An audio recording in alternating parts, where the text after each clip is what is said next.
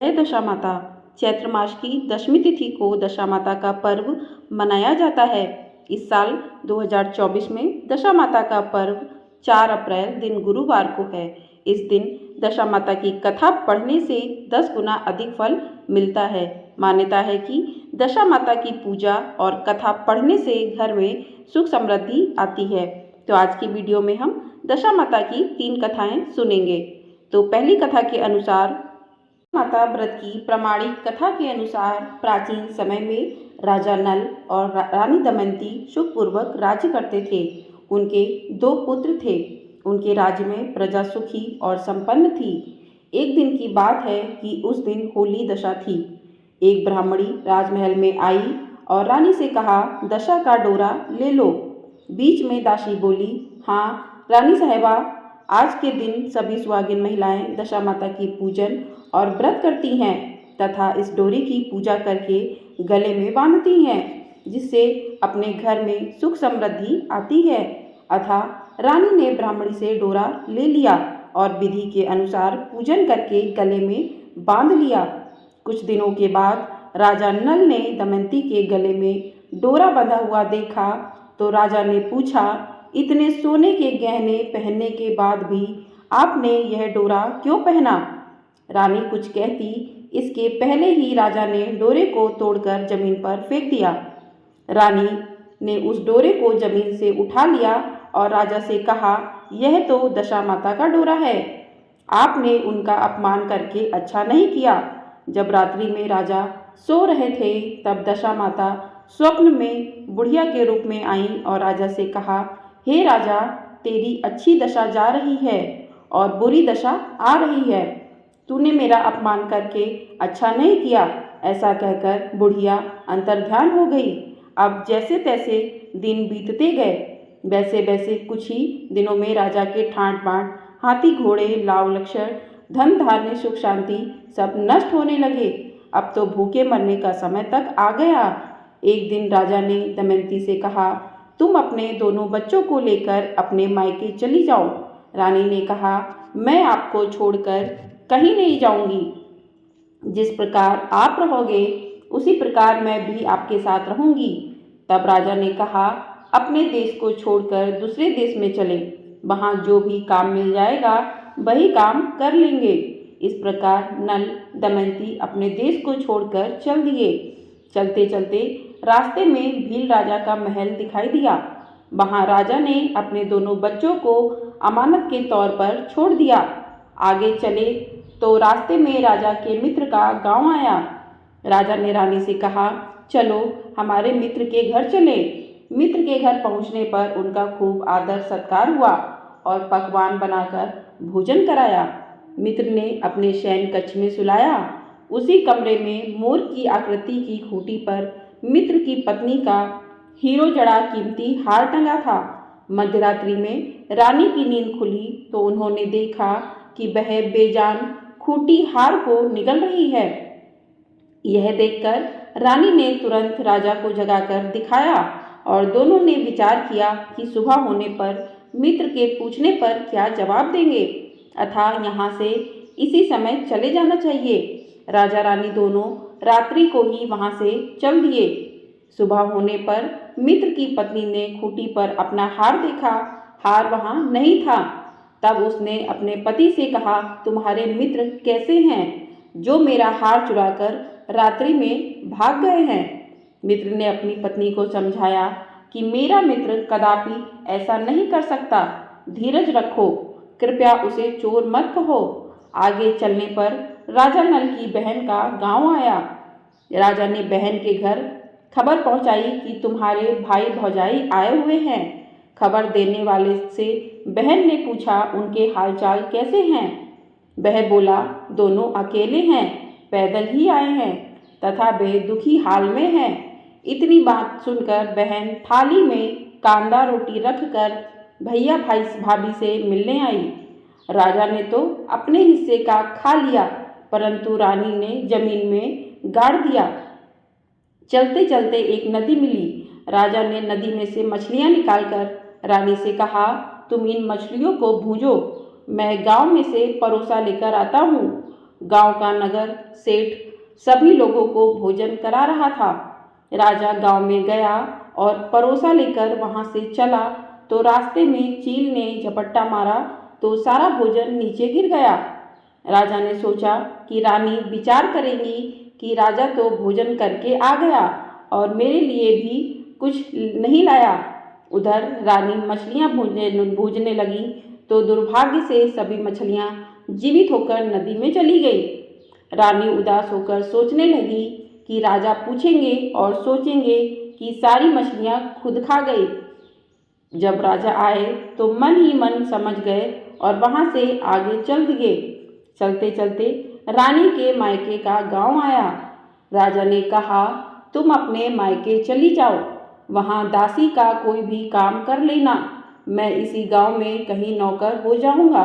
इस प्रकार रानी महल में दासी का काम करने लगी और राजा तेली के घाने पर काम करने लगा। दोनों को काम करते बहुत दिन हो गए। जब होली दशा का दिन आया तब सभी रानियों ने सिर धोकर स्नान किया। दासी ने भी स्नान किया। दासी ने रानियों का सिर गूथा तो राजमाता ने कहा, मैं भी तेरा सिर गूथ दूं। ऐसा कहकर राजमाता जब दासी का सिर गूथ ही रही थी तब उन्होंने दासी के सिर में पंख देखा। यह देखकर राजमाता की आंखें भर आईं और उनकी आंखों से आंसू की बूंदें गिरी। आंसू जब दासी की पीठ पर गिरे तो दासी ने पूछा, आप क्यों रो रही हैं? राजमाता ने कहा, तेरे जैसी मेरी भी बेटी है जिसके सिर में पंख था, तेरे सिर में भी पंख है। यह देखकर मुझे उसकी याद आ गई। तब दासी ने कहा, मैं आपकी ही बेटी हूँ, दशा माता के कोप से मेरे बुरे दिन चल रहे हैं, इसलिए यहाँ चली आई। माता ने कहा, बेटी तूने यह बात हमसे क्यों छिपाई? दासी ने कहा, माँ मैं सब कुछ बता देती तो मेरे बुरे दिन नहीं कटते। आज मैं दशा माता का व्रत करूंगी तथा उनसे गलती की क्षमा याचना करूंगी। अब तो राजमाता ने बेटी से पूछा, हमारे जमाई राजा कहाँ हैं? बेटी बोली, वे इसी गांव में किसी तेली के घर काम कर रहे हैं। अब गांव में उनकी रोज खोज कराई गई और उन्हें महल में लेकर आए। जमाई राजा को स्नान कराया, नए वस्त्र पहनाए और पकवान बनवाकर उन्हें भोजन कराया गया। अब दशा माता के आशीर्वाद से राजा नल और दमयंती के अच्छे दिन लौट आए। कुछ दिन वहीं बिताने के बाद अपने राज्य जाने को कहा। दमयंती के पिता ने खूब सारा धन, लाव लश्कर, हाथी घोड़े आदि देकर बेटी जमाई को विदा किया। रास्ते में वही जगह जहाँ रानी ने मछलियों को भूना था और राजा के हाथ से चील ने झपट्टा मारने से भोजन जमीन पर आ गिरा था, तब राजा ने कहा, तुमने सोचा होगा कि मैंने अकेले भोजन कर लिया होगा, परंतु चील ने झपट्टा मारकर गिरा दिया था। तभी रानी ने कहा, आपने सोचा होगा कि मैंने मछलियां भूनकर अकेले ही खा ली होंगी, परंतु वे तो जीवित होकर नदी में चली गई थीं। चलते चलते अब राजा की बहन का गांव आया। राजा ने बहन के यहाँ खबर भेजी। खबर देने वालों से पूछा कि उनके हालचाल कैसे हैं। उसने बताया कि वे बहुत अच्छी दशा में हैं, उनके साथ हाथी घोड़े लाव लश्कर हैं। यह सुनकर राजा की बहन मोतियों की थाल सजाकर लाई। तभी दमयंती ने धरती माता से प्रार्थना की और कहा, माँ आज मेरी अमानत मुझे वापस दे दो। यह कहकर उस जगह को खोदा जहाँ कांदा रोटी गाड़ दिया था।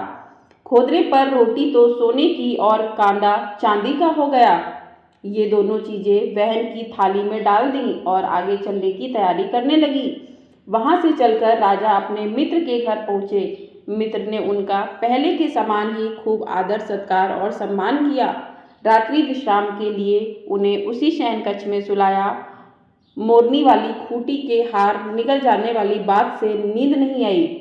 आधी रात के समय वही मोरनी वाली खूंटी हार उगलने लगी तो राजा ने अपने मित्र को जगाया तथा रानी ने मित्र की पत्नी को जगाकर दिखाया।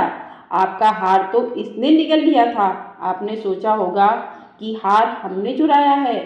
दूसरे दिन प्रातःकाल नित्य कर्म से निपटकर वहां से वे चल दिए। वे भील राजा के यहाँ पहुँचे और अपने पुत्रों को मांगा तो भील राजा ने देने से मना कर दिया। गांव के लोगों ने उन बच्चों को वापस दिलाया। नल दमयंती अपने बच्चों को लेकर अपनी राजधानी के निकट पहुँचे तो नगरवासियों ने लाव लश्कर के साथ उन्हें आते हुए देखा।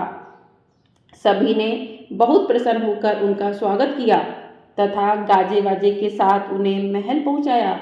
राजा का पहले जैसा ठाट बाट हो गया। राजा नल दमयंती पर दशामाता ने पहले कोप किया, ऐसी किसी पर मत करना, और बाद में जैसी कृपा करी वैसी सब पर करना। बोल दशामाता की जय। दशामाता की दूसरी कथा। एक साहूकार था, उसके परिवार में 5 पुत्र, उनकी बहुएं तथा एक पुत्री थी। पुत्री का विवाह हो चुका था परंतु उसका गौना नहीं हुआ था।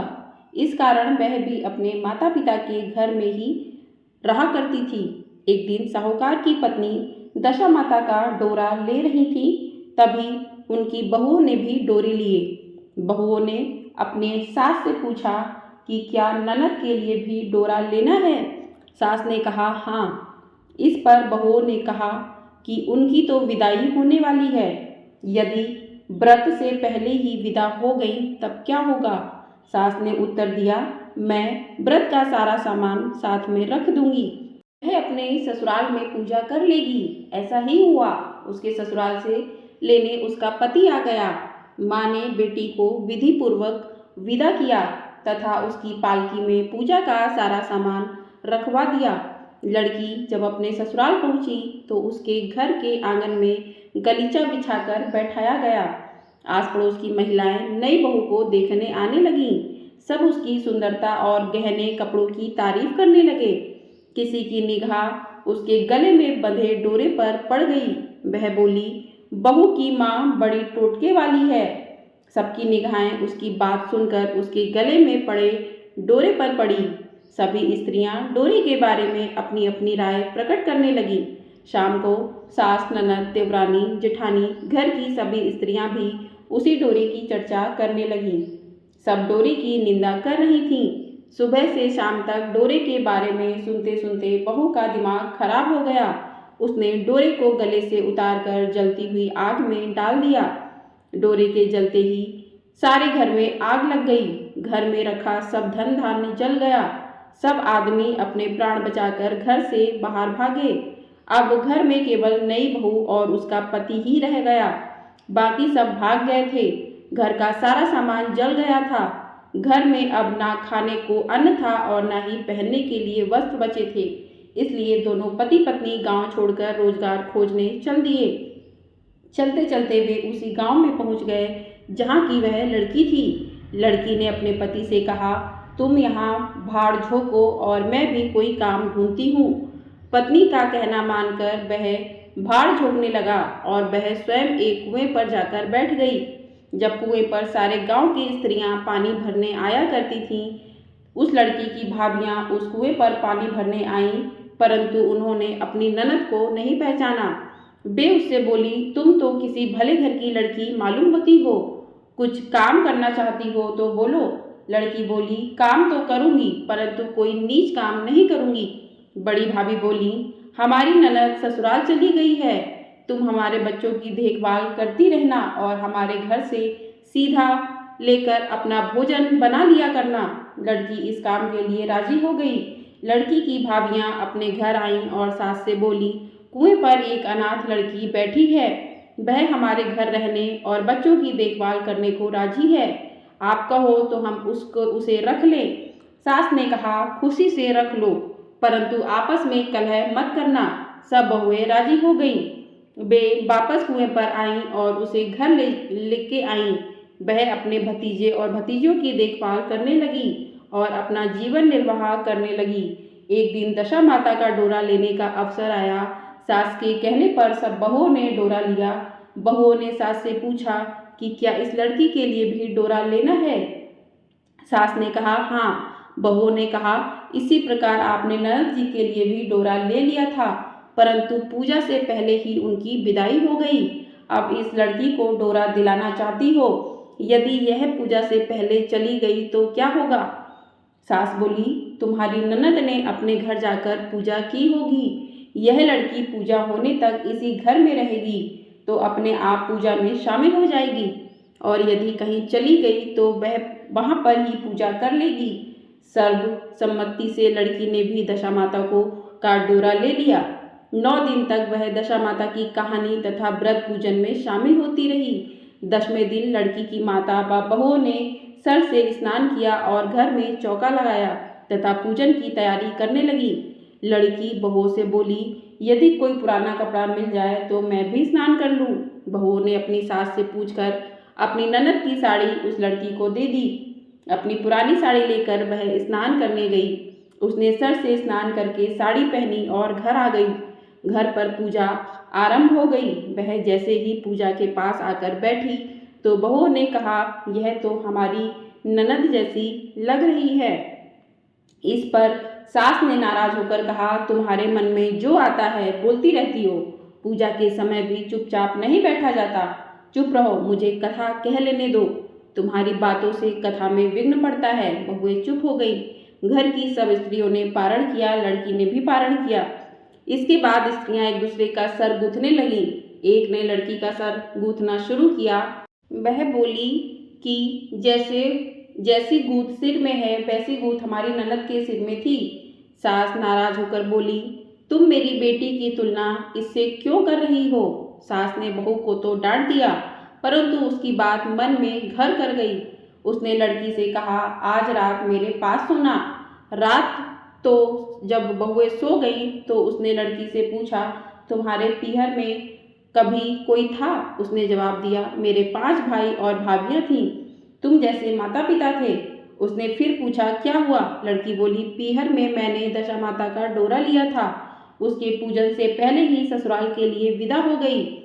ससुराल में पहुंचकर मेरे गले में पड़े डोरे को देखकर वहां की स्त्रियां हंसी उड़ाने लगीं। तब मैंने उस डोरे को आग में डाल दिया। उस डोरे के साथ सारा घर जलकर भस्म हो गया। सब लोग भाग गए। हम दोनों भागकर इस गांव में आ गए। उसकी माँ ने पूछा, तुम्हारे पति कहाँ है। लड़की ने कहा, वह भड़भुजे के यहाँ भाड़ झोंकता है। दशा माता के प्रकोप से हमारी ये हालत हो गई। वह समझ गए कि यह लड़की कोई और नहीं उसकी बेटी ही है। तब उसने अपने 5 बेटों को बुलाकर कहा कि यह तुम्हारी छोटी बहन ही है। सवेरा होते ही माता के कहने पर 5 भाई भड़भुजे के यहाँ से अपने बहनोई को लेकर आए। उन्होंने उसको स्नान कराया और उत्तम वस्त्र पहनने को दिए। कपड़े पहनकर वह सुंदर साहूकार दिखाई देने लगा। वह कुछ दिन ससुराल रहकर अपने घर चला गया। घर पहुंचकर उसने देखा कि सब लोग पहले की तरह सुखपूर्वक रह रहे हैं। इसके बाद वह अपने ससुराल आया और अपनी पत्नी को विदा करके घर ले गया। वह अपनी दशा पर विचार करती हुई जा रही थी। मार्ग में एक नदी पड़ी। उस नदी में स्नान करके अप्सराएं दशा माता का डोरा ले रही थीं। उसके पास एक डोरा बच गया था। वह अप्सराएं बोली, यदि इस डोरे में कोई उच्च वर्ग की स्त्री हो तो उसे ये डोरा दे दे। उन्होंने डाली के पास जाकर पता किया और वह डोरा उस लड़की को दे दिया।